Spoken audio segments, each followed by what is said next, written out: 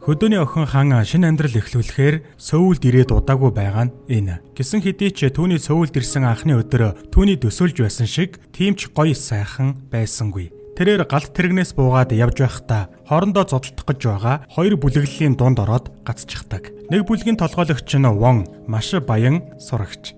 Харин түүний өрсөлдөгч бүлгийн толгойлогч нь Тай зодоонд дуртай царайлаг нэгэн. Ингээд хоёр бүлэглэлийн хоорондоо зодон эхэлж эмх замбраагүй байдал үүсгэхэд айсан хан хананд наалдан хашгирна. Азар тэрээр ямар нэгэн гэмтэлгүй зодон дундаас мултарч чаддаг. Сөүлд хан багад нь ааваас нь салсан ээжтэйгээ хамт амьдрахаар ирж байгаа юм. Эцэг эхнээ салсны дараа хан Гонжу гэдэг нэртэй хөдөө тосгонд аавынхаа гар дээр өсчээ. Гэсэн хэдий ч аав нь нас барсан болохоор хан ээжтэйгээ болон хой даав, эрэгтэй дүү, мөн өөртөө нас жацсан охин Дарум нартай амьдрахаар шийдсэн байна. Нэг талаараа хан шинэ хотод амьдрахдаа төдийлөн санаа зовхгүй байлаа. Учир нь түүний багын найз Жэхи ч бас Сөүлд шилжиж ирээд амьдарч байгаа юм. Түүгээрч барахгүй бага насных нь хайр энд амьдардаг гэдгийг мэдээд маш их баярлана.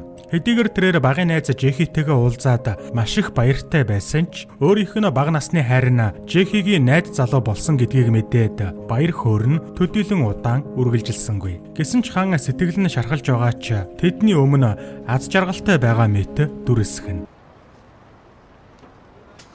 Гэртээ харих замдаа хан нулимсаа барьж дийлэлгүй чанга гихч нь уйллаа.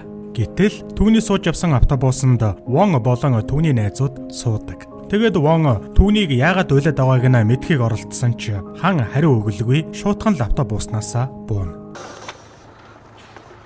Ханын эвдрээгүй өөрийнхөө байгаа байдалд Вон татагдсан бололтой. Маргааш нь хан Дарам хоёр хаанигтээ явж байтал бас нэг үемэн зодон болдог. Харин энэ удаад мафийн гэмт бүлэглэл болон Тайын ахлах сургуулийн бүлэглэлийн хооронд зодон болжээ. Энэ үед цагдаагийн машинууд яаралтай ирснээр зодонд оролцсон бүх хүмүүсийг харсан зүгтээ тарж зүгтаахад хүргэнэ. Дарам ангийнхаа хүүхэд Вонтой уулзахаар ханыг ганцаарнг нь орхилоо. Гэнэт рэгэн эрэхтэй ханы мөрөн дээр гараа тавьж түүний шүхэр доор нуугдсан нь Тай байв. Тай ханыг хараад гайхаж нэг л таньдаг хүн шиг санагдаад байгаа ч түүнийг яг хинбэ гэдгийг нь сандаггүй. Энэ хооронд Вон Дарум нар өрсөлдөгч бүлгийн толгойлогч Тайыг хамтаа нэлээд дотн мэттэй цуг байгааг хардаг. Тэгээд тэд хурж ирээд Вон Тайыг ханаас хол байхгүй бол өгзгийгч нь өшөглөөд өгнө шүү гэж анхааруулна. Гэтэл Дарум ханыг бүтэн нэрээр нь дуудснаар эцэст нь Тай түүнийг хэн гэдгийг нь саналаа. Шуутхан л Тай ханыг хөтлөн зугтаадагч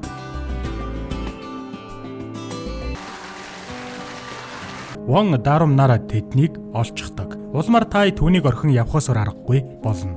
Гайхмаар нь явхаас өмнө Тай ханыг эгчээ гэж дуудаад өөрийг нь үргэлж санаж байхыг хүснэ. Маргааш нь хан шинэ сургуульд явлаа. Тэрээр Вон болон Дарумын сургуульд оржээ. Хэдийгээр Тай энэ сургуульд сурдаггүй ч гэлээ. Ягаад ч юм ханыг энэ сургуульд орсныг нь мэдсэн байдаг. Тай эрсдэлтэй үйлдэл гарган өрсөлдөгч бүлгийнхээ сургууль дээр ирж ханд зориулан KFC-гийн амттай шарсан дахиаг www.kfcmongolia.com-оос илүү хэлбэрээр захиалж өглөө. KFC онлайн захиалга. Энэ үед сургуулийн бүлэглэлийн гишүүд өрсөлдөгч бүлэглэлийн толгойлогч нь сургууль дээр нь том зүрх гарган ирснийг мэдээд түүнийг барихаар хөөдөгч Тай тэдний сургуулаас зугтаана. Сургууль тарах үеэр Тай өөртөө итгэлтэйгээр сургуулийн хаалган дээр ханыг хүлээгээд зогсож байв. Энэ үйлдэлт нь дургуйтсан Вон хан бол миний найз охин гэж Тайд хэлдэг. Улмаар зодон үүсэж Тай олон сурагчийн эсрэг хүчин мөхсдөх нь мэдээж. Гэвч хан гэнэт Тайыг хамгаалдаг. Тэгээд хан Тайын шарханд нь санаа тавихад Тай маш их баяртай байх ба эцэст нь тэрээр ханд сайн гэдгээ хэлээд түүнийг өөртөө нь болзоонд явахыг хүснэ. Улмаар Тай болон Воны өөрт нь хандаад байгаа байдал нь ханыг төөрөгдөлд оруулдаг. Учир нь тэрээр өмнө нь хизээч ийм байдалд орж байгаагүй юм. Хожим нь хан Тайтай болцохоор шийдсэн тул түүнийг хүлээж байлаа. Гэсэн хэдий ч Тай ирсэнгүй. Тиймээс хан түүн рүү залгахаар шийднэ. Гэтэл хаанаас ч юм уу Вон утасны бүхэгний гадна хурч ирээд ханыг машин руугаа чирч суулгадаг. Гайхмаар нь багын найз Жэхийн түүний машинд байх ба Вон түүнийг шуутхан л машинаасаа буулгана. Улмаар Жэхийн найз залууга хуурсан гэдэг нь тодорхой болдог. Хэсэг хугацааны дараа Вонч бас ханд сайн гэдгээ илчилж өөрийнх нь найз охин болооч гэж санал тавилаа. Гэвч хан яг энэ мөчөд ямар ч шийдвэр гаргаж чадахгүй байсаар тэгээд хэсэг хотоор давхисны эцэст Вон хаанд хоорондоо холбоотой байх үүднээс гар утас өгдөг. Энэ хооронд Тай эмээн нас барсан болохоор болзоондоо очиж чадаагүй байлаа. Одоо тэр орой ганцаараа үлджээ. Нөгөөтэйгөр Вон хаан хоёр анхны болзоондоо явлаа. Тэд болзож байхдаа Тай мафийн бүлэглэлийнхэнд зодуулж байхыг олж харна. Улмаар Вон түүнд туслахаар шийдэж өөрийг нь мафийнхныг сатаруулж байх хооронд Тайг гэрт нь хүргэж өгөхийг ханаас хүсдэг. Тэд Тайын гэрт ирээд хан түүний шарханд нь санаа тавьж түүнд будаа чанаж өглөө. Гэтэл ханыг мэдээгүй байхад Тай гэр бүлийнхээ зургийг нууцаар цааш нь хийдэг. Яагаад нуужган бол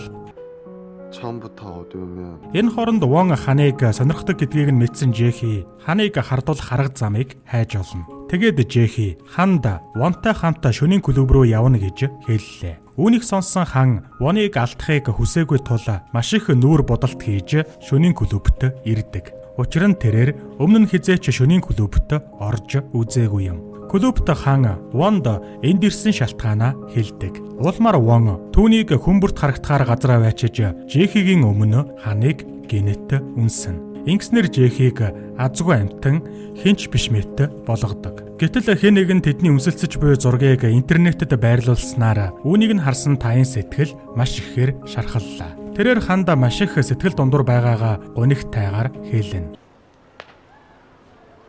Маргааш нь хан Тайын гэртээ түүний биеийн байдлыг шалгахаар зочилдогч тэр гэртээ байсангүй. Харамсалтай нь тэрээр Тайын өмнө нуусан зургийг олж хардаг. Гэтэл энэ зураг нь тэдний хуучин гэр бүлийнхэн зураг байх ба зурган дээр хан өөрөө байх нь тэр. Улмаар хан Тайтай хамт байсан хүүхэд насныхаа дурсамжийг саналаа. Хан Тайын хойд аавынх нь охин байжээ. Эхнэрээсээ салсныхаа дараа ханы аав Тайын ээжтэй гэрэлсэн байж.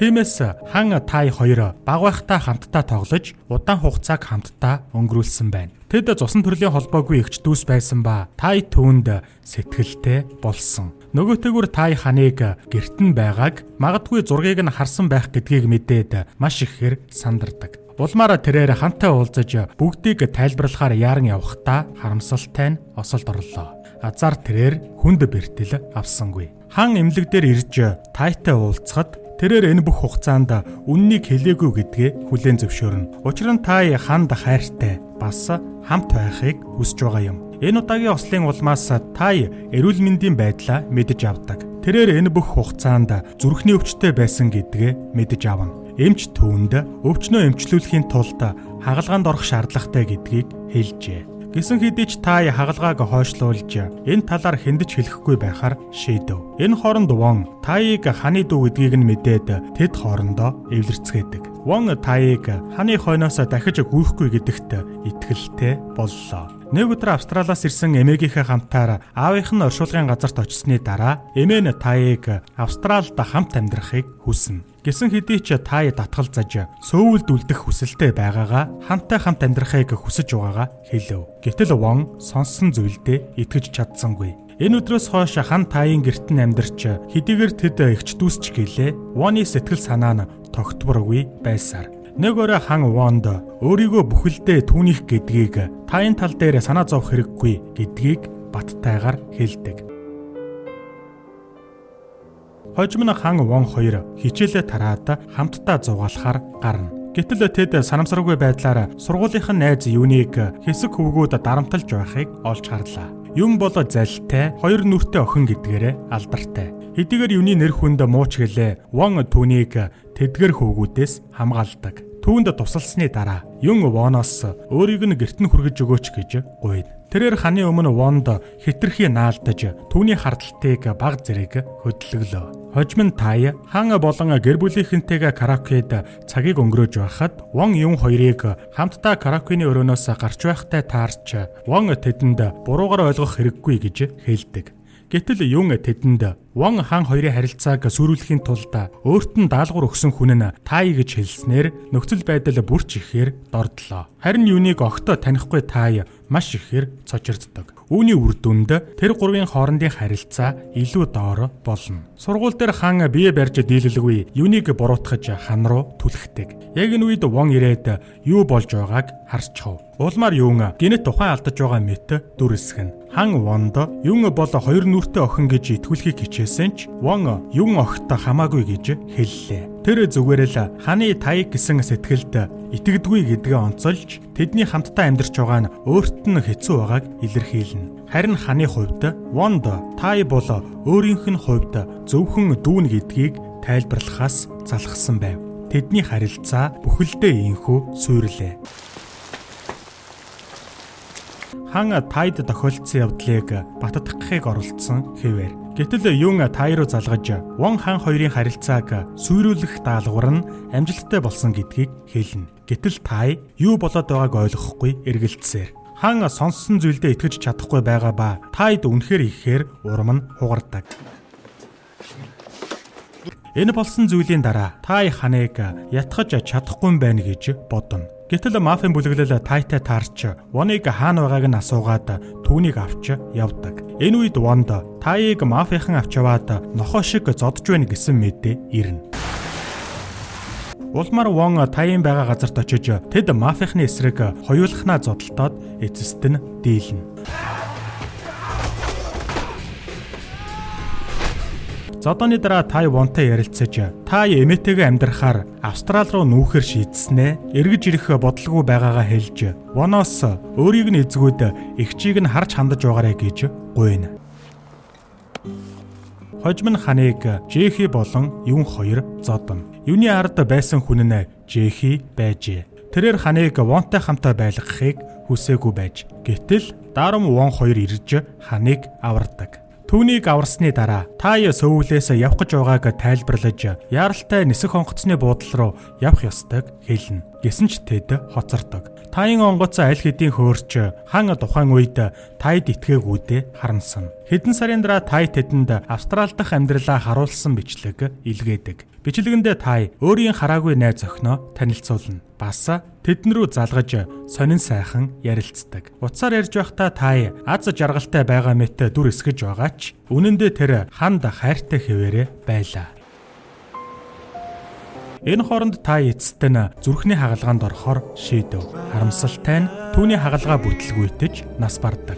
Түүний найз охин сөүл рүү нисч Тайын найзуудад түүнийг нас барсан гэдгийг нь дуулгана. Эцэст нь найз бүсгүй нь Тайын үдийг авч хардаг болсон гэдгээ хэлэх хүртэл тэд итгэхгүй байлаа. Тэгэд тэр ханд Тай түүнд маш их хайртай байсан. Мэс заслаас болоод нас барсан гэдгээ найзуудтай мэдэгдэхийг хүсээгүй гэж хэлнэ. Түүний зүрх зүсэм түүхийг сонсоод хүн бүр уйлдаг. Одоо тэд Тайтай дахиж уулзаж чадахгүй гэхээр маш ихээр шаналж санаж байгаагаар кино маань төгсдөг.